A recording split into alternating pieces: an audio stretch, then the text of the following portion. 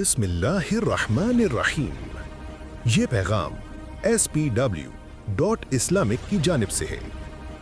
आज हम एक ऐसी कौम की हकीकत सुनेंगे जिसने जिना और बेहयाई को मामूल बना लिया और फिर अल्लाह का अजाब उन पर ऐसे आया कि दुनिया आज तक लर्ज जाती है।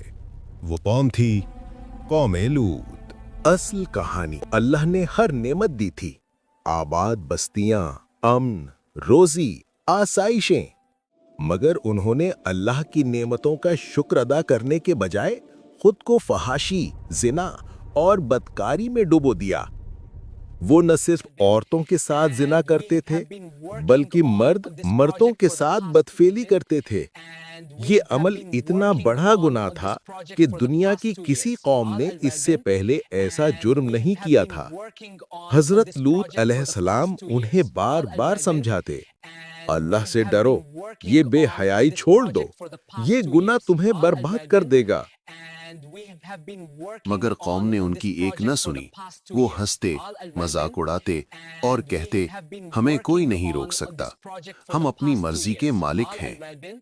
जब गुनाह हद से बढ़ गया, जब बेहयाई आम हो गई, जब जिना गलियों का मामूल बन गया, तो अल्लाह का फैसला नाजिल हुआ, अल्लाह का अजाब। रात के अंधेरे में फरिश्ते लूत अलैहिस्सलाम के पास आए और कहा, ए लूत, सुबह होते ही इस बस्ती पर अल्लाह का सख्त अजाब आने वाला है। आप अपने अहले ईमान के साथ निकल जाएं। और फिर वो जमीन जिस पर वो फखरिया चलते थे, वो बस्तियां जिन पर नाज करते थे, सब नीचे से ऊपर उलट दी गईं। आसमान से संगरेजों की बारिश हुई।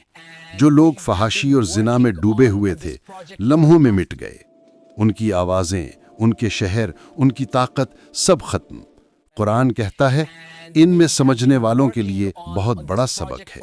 ऐ सुनने वालों, कौम लूत की कहानी सिर्फ तारीख नहीं है, ये हमें खबरदार करती है कि जिना, बेहयाई और हराम रास्ते इंसान को तबाही के सिवा कुछ नहीं देते।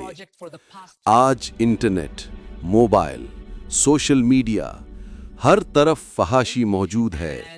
अगर हमने अपनी निगाहें, अपने कदम और अपनी नियतें न संभाली तो हमारा अंजाम भी बुरा हो सकता है।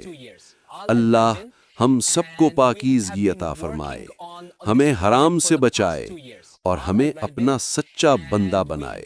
आमीन। ये पैगाम SPW Islamic की तरफ से था।